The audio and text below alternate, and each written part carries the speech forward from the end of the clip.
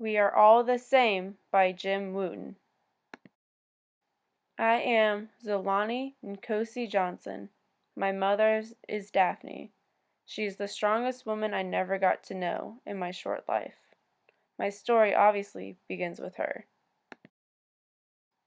My mother became pregnant with me at a young age, a mere teenager. While I was still in her womb, she contracted AIDS. That meant I too had the virus flowing through my blood as well.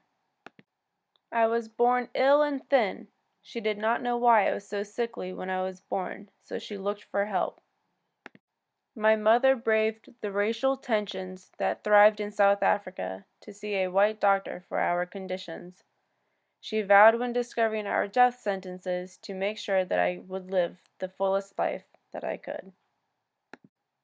Then Gail Johnson appeared in our lives when Daphne put me in the guest house. Daphne passed away when I was only 3 years old, but I knew that she was in peace and no longer suffering. Gail took me into her home and I became her and her husband's adopted son.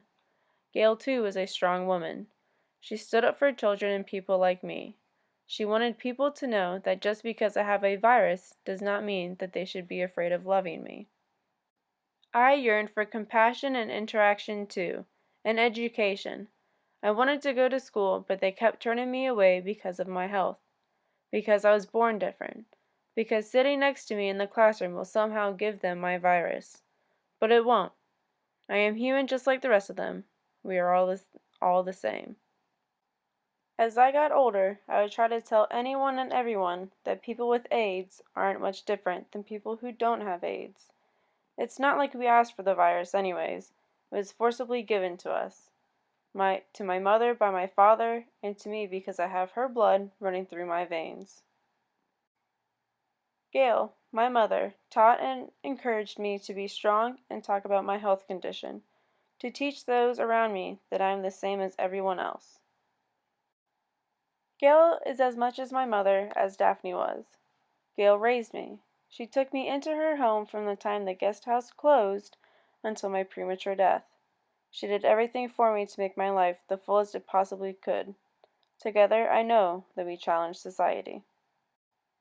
At the time I was growing up, white and black people still hardly mixed in South Africa. We weren't supposed to be together. Daphne lived in utter poverty in Zululand, partially because she was black, and later developed AIDS. Gail and I made sure to fight that. I often wondered, what does love and compassion have to do with color? Why do we give each other labels to divide us from one another?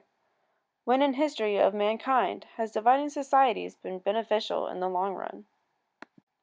Though only living a fifth or a sixth of my potential life, I understood far more than many other adults would have. I had the open, trusting, and fearless heart of a child that sometimes is what people need to see to bring light to how petty many of our problems in society are. As we age, our environment teaches us to be racist, just as it teaches us to discriminate against those with an illness that will eventually consume the victim. I was born not as an accident, nor as another statistic, but as a young boy who challenged the way society looks at discrimination of those with AIDS. I am not a victim of the disease, but a leader to fight for what is right for my counterparts.